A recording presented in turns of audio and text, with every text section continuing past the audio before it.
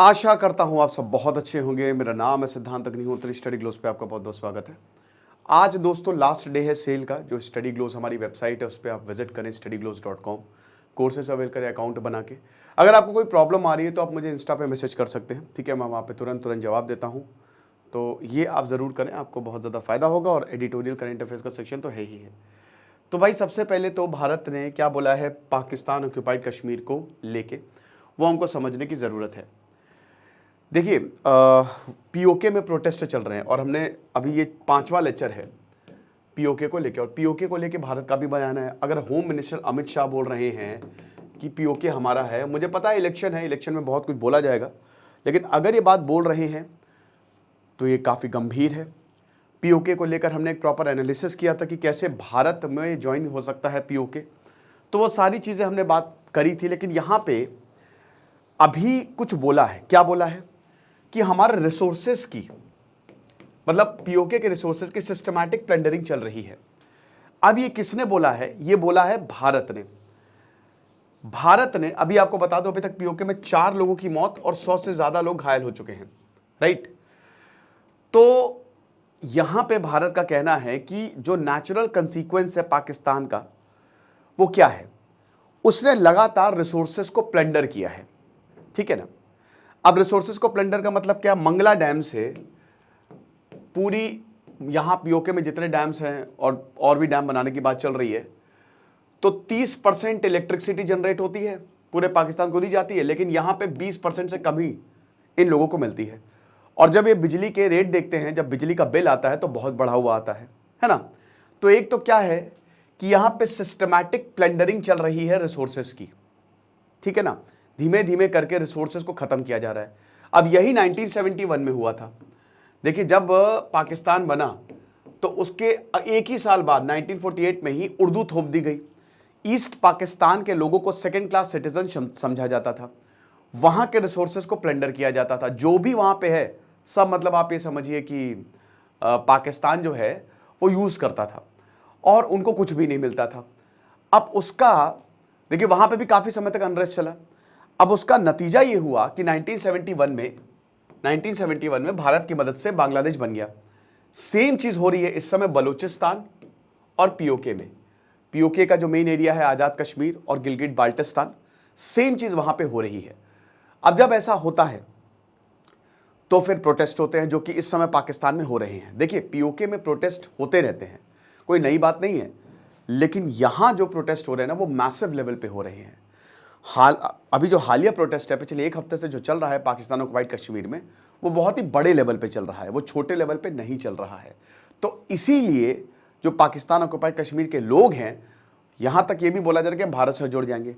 और ये अपॉर्चुनिटी देखते हुए पहले तो अमित शाह ने बोला रैली में, लेकिन फिर रणधीर जायसवाल जो ऑफिशियल स्पोक्स पर्सन है, उन्होंने ये बात बोली है कि जो ये एक्सप्लॉयटेटिव प्रैक्टिस है, मतलब आप ये समझिए कि जो पाकिस्तान की लगातार पॉलिसी रही है सिस्टमैटिक प्लंडरिंग ऑफ रिसोर्सेस उन टेरिटरीज से जो कि इलीगल हैं, ये इनके पतन का कारण बनेगी।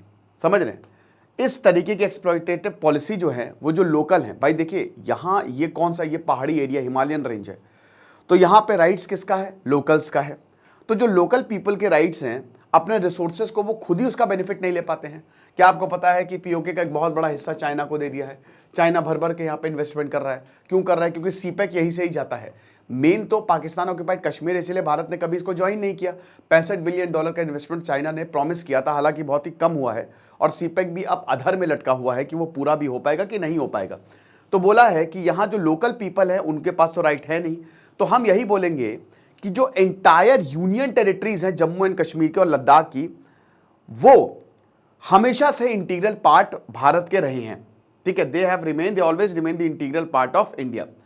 साथ ही साथ रणधीर जायसवाल ने यह भी बोला कि जो भारत की टेरिटोरियल इंटीग्रिटी ऑफ सॉवरेनिटी है उसका इंपैक्ट क्या पड़ेगा। जैसे भारत में जो जम्मू एंड कश्मीर है वो डेवलप हो रहा है, लेकिन मैं अभी भी ये बोलता हूं कि जम्मू कश्मीर में इस बार वोटर का सबसे ज्यादा टर्नआउट रहा। देखिए सरकार अच्छा कर रही है, बट इलेक्शन करवाओ आप और जल्द से जल्द जम्मू एंड कश्मीर को एक अलग राज्य बनाओ और लद्दाख को 6th शेड्यूल दो। मुझे समझ में नहीं आता कि अगर ये कर देंगे तो क्या हो जाएगा, सरकार की तो और साख बढ़ेगी। तो अगर ये दो चीज़ें हो जाती हैं, हालांकि सुप्रीम कोर्ट ने बोला है कि सितंबर तक इलेक्शन होने चाहिए जम्मू कश्मीर में, जल्द से जल्द इसको करवाना पड़ेगा, ठीक है ना। और अगर जम्मू कश्मीर को एक अलग राज्य बना देते, क्योंकि देखिए मेन चीज़ 370 तो हट ही गया, 35 से तो हट गया, तो फिर क्या ही दिक्कत है, अगर ये दो चीज़ें हट गई दैट्स इट, है ना। तो यहाँ पे जो भारत है, यहाँ पे बता रहे हैं रणदीप जायसवाल कि भारत ने हमेशा मेंटेन किया कि जो पाकिस्तान ने पीओके को ऑक्यूपाई करके रखा हुआ है वो गलत है और वो हमारा ही है। इसीलिए भारत जो है वो सीपेक को अपोज कर रहा है, गिलगिट बाल्टिस्तान से जा रहा है और हम कभी भी इसको ज्वाइन नहीं करेंगे। पाकिस्तान ने लगभग प्रोविंशियल स्टेटस गिलगिट बाल्टिस्तान को दे दिया। अब ऐसा कैसे कर सकता है, गिलगिट बाल्टिस्तान एक डिस्प्यूटेड टेरिटरी है और लगभग आपने प्रोविंशियल स्टेटस उसको दे दिया है, जिसमें कश्मीर जो है वो पूरा गिलगिट बाल्टिस्तान का ही मेन है। वो 90% एरिया तो गिलगिट बाल्टिस्तान है, 10% एरिया आज़ाद कश्मीर है ना। वैसे आपको बता दूं कि जो 60% एरिया है जब पूरा कश्मीर का वो भारत कंट्रोल करता है, 30% एरिया जो है वो पाकिस्तान कंट्रोल करता है और 10% एरिया जो है वो चाइना को गिफ्ट में दिया हुआ है। यानी कि टेक्निकली 40% एरिया पूरा पाकिस्तान के पास है, ठीक है।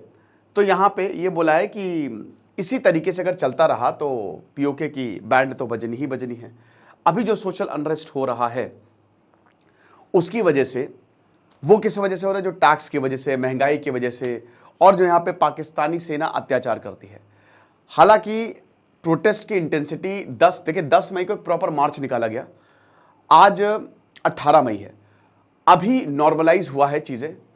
हालांकि इसमें बहुत सारे लोगों को गिरफ्तार किया गया है, 100 से ज़्यादा लोग घायल हैं, 4 लोगों को मार दिया गया है। अब देखिए ये तो ऑफिशियल आंकड़े हैं, मुझे तो जो वीडियोस मिले उसमें से 5-6 लोग तो ऐसे ही मरते हुए दिखाई दे रहे थे, तो बहुत ही भयावह वीडियो थे। मैं यहाँ पे नहीं लगा सकता, इंस्टा पे जो मुझे वीडियो भेजे गए, तो ऐसा तो मतलब ये तो ऑफिशियल आंकड़े हैं कि इतने लोग मारे गए। वी डोंट नो कि क्या हुआ है वहाँ पे, क्योंकि पाकिस्तान कभी इसको कवर नहीं करेगा। उसको पता कि जिस दिन ये कवर होने लगा, हालांकि सोशल मीडिया की ताकत अब इतनी ज़्यादा हो गई है कि हर एक जगह पे ये वीडियो जो है वो तगड़े से सर्कुलेट हुए हैं, ठीक है ना।